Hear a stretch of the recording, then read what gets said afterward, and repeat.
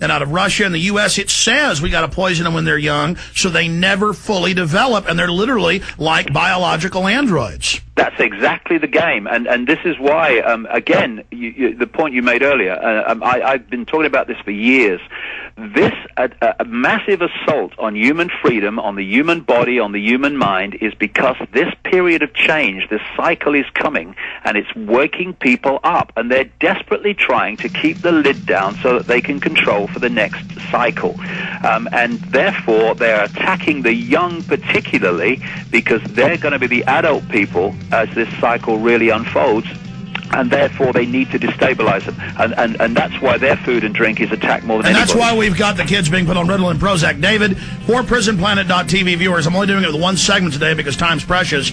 We're going to talk behind scenes for the PrisonPlanet.tv and internet listeners right now, and then come back to your calls after break. Stay with us.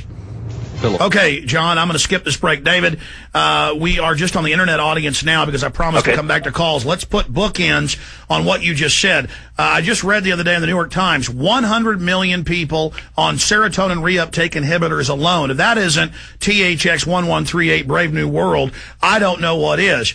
I mean, they're attacking the police, the military, the citizens. All of us are in this together. And isn't that the great final illusion, is that people that work for the system feel like they're part of the elite when even high-level elites are being poisoned by their own system? And that's why people say it's a spiritual thing. There's almost this cosmic force, and you get into that, but I just can see that it's there, driving man towards destroying themselves, and it's overall a hatred of the species. Yeah, the thing is, I say to this to people in uniform, I say to them, you've got no power. There's some people that love the uniform because they think they've got power. And I say to them, you've got no power. Your power is what you put on in the morning when you open the wardrobe. The uniform you wear is an extension of the state. When you wear the uniform, you're an extension of the state. When you take the uniform off, you have no power. And the only power you have is of the state. You're just another pawn in the game while thinking you are higher than the other pawns that you're policing. And these are the levels of society, these policers of society, which Obama wants to massively increase with his pyramids. With his networks of civilian security. These are the people that need to wake up and need to realize that they have children too. I know of one who's high in NATO who's just realized, he said he looked in the eyes of his 4-year-old grandchild and said, I can't do this anymore because I know what I'm contributing to now, and he's trying to get information out about what's going on. This is what we need to do. The policers need to realize that they are the pawns also. Well, I was talking to a top doctor who's treated a head of state, and this head of state said, I was grown up to, that we have to exterminate 80% of people to keep the resources, but I look at people and I know it's evil, and I don't want to be part of this. I mean, a lot of people in the system are having an awakening too, aren't they? Yes, they are. So there's so much to be optimistic about. I mean, the challenges are there. Of course they are. They want to push this on, and they want to push it on faster and faster now because they are desperately trying to stop this awakening manifest to such an extent that their house of cards comes down. So those challenges are there, and they're going to push on through Obama. But there's so much to be enthusiastic and encouraged about because there is fantastic changes going on in the awareness of so many people. David, as you said, though, in the 1 minute before we come back, quickly, I'd say Obama has 2 or 3, 4 months when he first gets in till people wake up to that phase of the illusion. So they want to start a big war or a biological release or a financial collapse.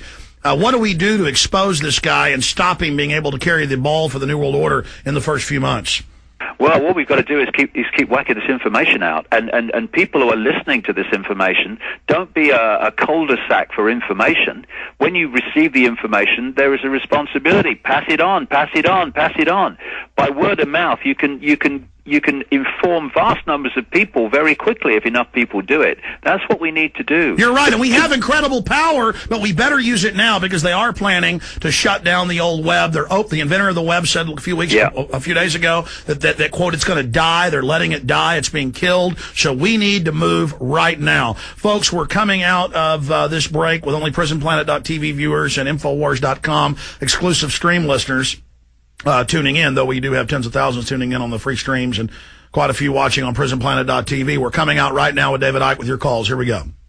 The New World Order, with its programmers, admit that they're colonizing our minds, our souls.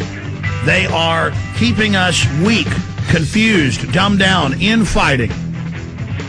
But the awakening is happening. David Icke, amazing guest, is our guest right now. DavidIcke.com is the website. We'll put that up on screen. Let's go to Ryan, first-time caller from Georgia. You're on the air with David Icke. Yes, how you doing, Alex? First off, I just really want to tell you I'm very appreciative of just waking me up and informing me of all the information that's currently going on.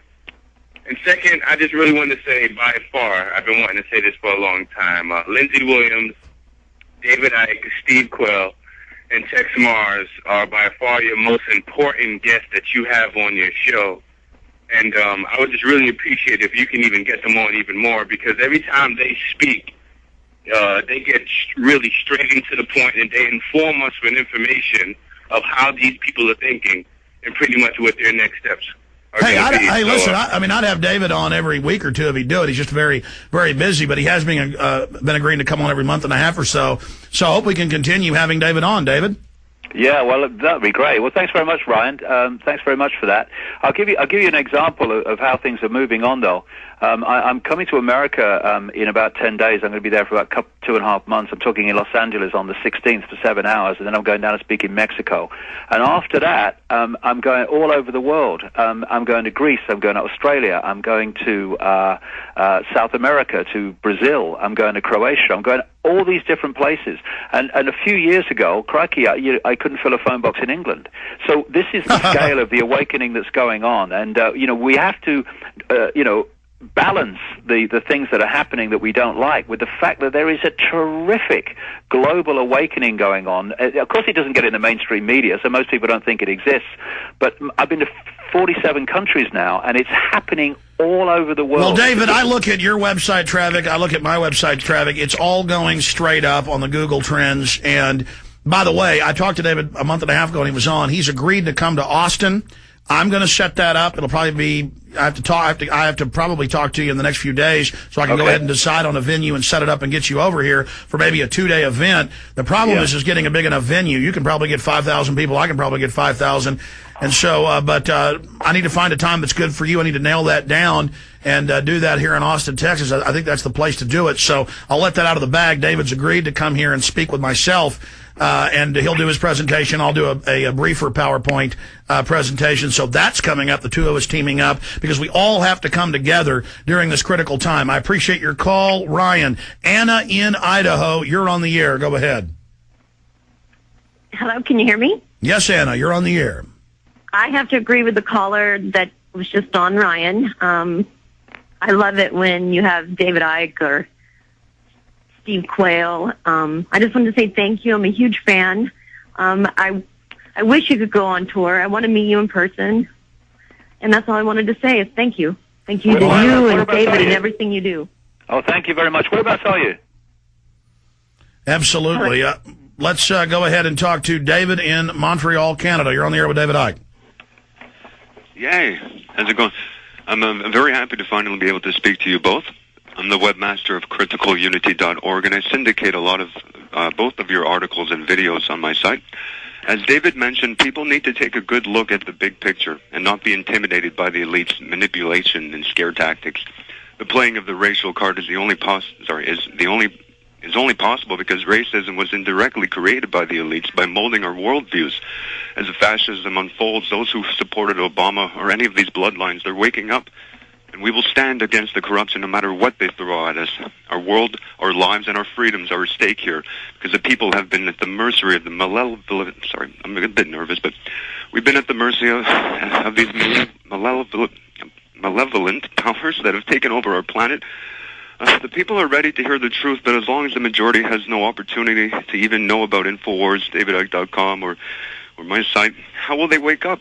Well, we're doing that now, sir, and I appreciate your call. I mean, I'm not exaggerating when I say, without even looking, I can spend 10, 15 minutes on YouTube and count up videos that people are posting of my TV show or audio, and it's over 1 million a week just with that. You know, I've produced films that have been seen, what I can look on hit counters, a piece tens of millions of times on the web. And that now is the new medium. And people have made tens of millions of copies of the tens of thousands of videos I've shipped out. Same thing with David. So look at the newspapers failing. Look at mainstream media losing its ratings while alternative explodes. So the word is getting out, isn't it, David?